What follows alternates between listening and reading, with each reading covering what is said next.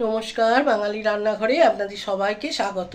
আজ আমার রেসিপি চিংড়ি মাছ দিয়ে পুঁই শাক। পুঁই শাক আর চিংড়ি মাছ করার জন্য আমি এখানে চিংড়ি মাছ, বড় চিংড়ির মাথাগুলো আমি নিয়ে নিয়েছি, আর কটা চিংড়ি বড় ছিল বলে আমি এরকম টুকরো করে নিয়েছি।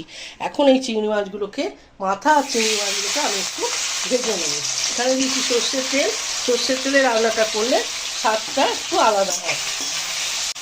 এবার আমি এই ভাজা মাছগুলো খুব একটা ভাজিনি, এগুলোকে আমি তুলে নেব।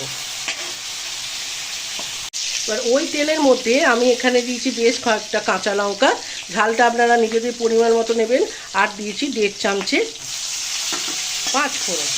একটু নাড়াচাড়া করে এখানে আমি একটা সবজি কেটে রেখেছি, যেখানে নিয়েছি পুঁই শাক, কুমড়ো, মূলো, আলু।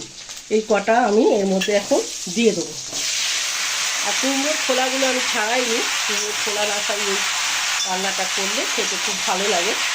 এবার আমি এগুলো দিয়ে দিলাম। দেওয়ার পর আমি তেলের সাথে একটু নাড়াচাড়া করে নেবো। আমি সামান্য নাড়াচাড়া করে নিচ্ছি। এবার এখানে দেব একটু হলুদ, আর দেব সামান্য একটু লঙ্কা গুঁড়ো। এই রান্নাটা একটুখানি মশলা দিই আপনার রান্নাটা হয়ে যায়, আর খেতেও খুব ভালো লাগে।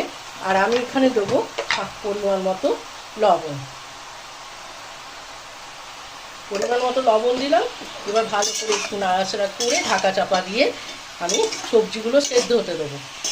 চাপাটা খুললাম, দেখুন সবজিটা অনেকটা নরম হয়ে এসেছে। এখন আমি যে চিংড়ি মাছ আর মাথাগুলো ভেজে রেখেছিলাম ওগুলো পুরোটা আমি দিয়ে দিলাম, আর এর সাথে দেবো সামান্য একটু চিনি, যাতে স্বাদের ব্যালেন্সটা বজায় থাকে। এবার আমি আরও কিছুক্ষণ এবার এটাকে নাড়াচাড়া করবো। এবার আঁচটা আমি মিডিয়ামে করে দিলাম, অল্প আঁচে বসিয়েছিলাম। তারপর আমি এবার চাপা দিয়ে এটাকে আমি একটু হতে দেবো। আমি মিডিয়ামে রেখেছিলাম গ্যাসের ওভেনটা।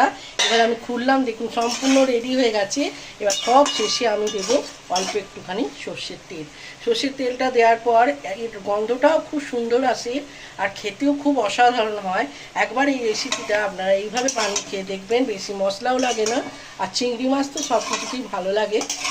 যদি ভালো লাগে একটা লাইক, শেয়ার আর কমেন্টের জন্য আপনাদের কাছে অনুরোধ রইল।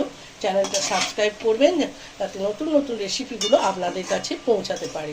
ভালো থাকবেন, সুস্থ থাকবেন, ভালো খাবার খাবেন।